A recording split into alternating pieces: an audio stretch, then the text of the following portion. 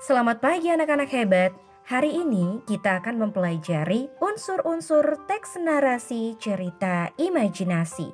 Pelajaran Bahasa Indonesia kelas 7. Materi pada hari ini merujuk pada kompetensi dasar mengidentifikasi unsur-unsur teks narasi cerita imajinasi yang dibaca dan didengar, dengan tujuan agar peserta didik dapat menjelaskan unsur-unsur teks narasi serta mengidentifikasi unsur-unsur teks narasi yang dibaca dengan benar.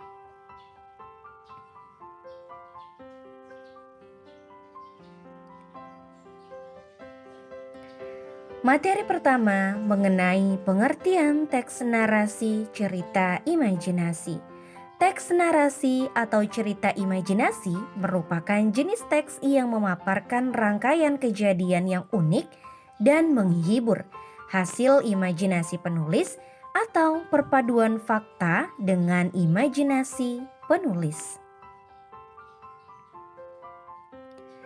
Ciri-ciri teks narasi cerita imajinasi ada 3. Yang pertama, dalam cerita imajinasi mengandung hal unik dan ada keajaiban di dalamnya.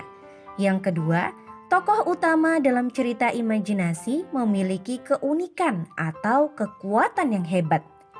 Ciri yang ketiga, alur ceritanya fiksi dan latar yang digunakan dapat menembus ruang dan waktu. Unsur-unsur teks narasi cerita imajinasi. Yang pertama, tema, kemudian amanat, ada latar, alur, ada konflik, serta tidak lupa pula ada tokoh dan penokohan di dalamnya.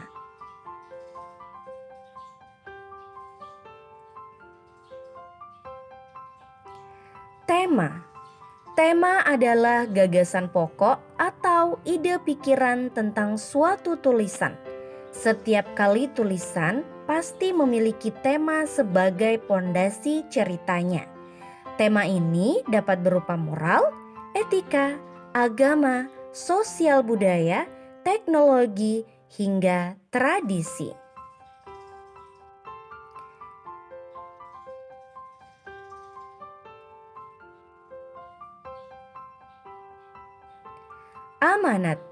Amanat adalah pesan atau hikmah yang akan disampaikan penulis dalam cerita. Di dalam teks narasi cerita imajinasi, pasti ada pesan atau hikmah yang ada di dalamnya.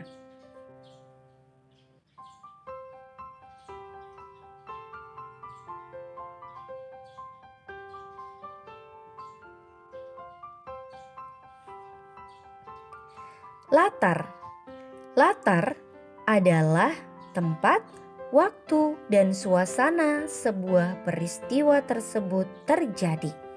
Di dalam teks narasi cerita imajinasi, ada latar tempat, latar waktu, dan latar suasana yang menjadi inti dari suatu cerita.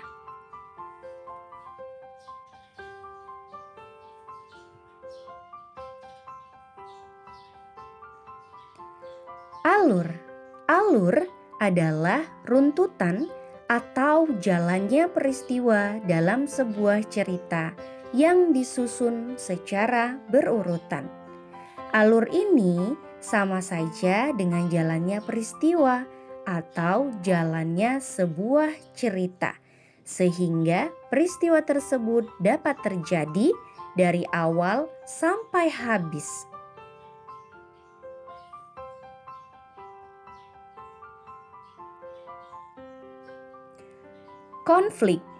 Konflik adalah permasalahan yang terjadi atau permasalahan yang diangkat dalam suatu cerita.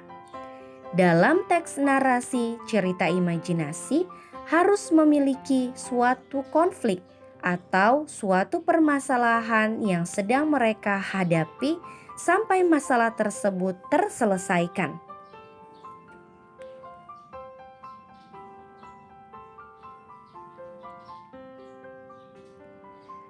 Dan yang terakhir, tokoh dan penokohan. Tokoh adalah pelaku atau orang yang ada di dalam cerita. Jadi, semua nama orang yang ada di dalam cerita narasi merupakan sebuah tokoh.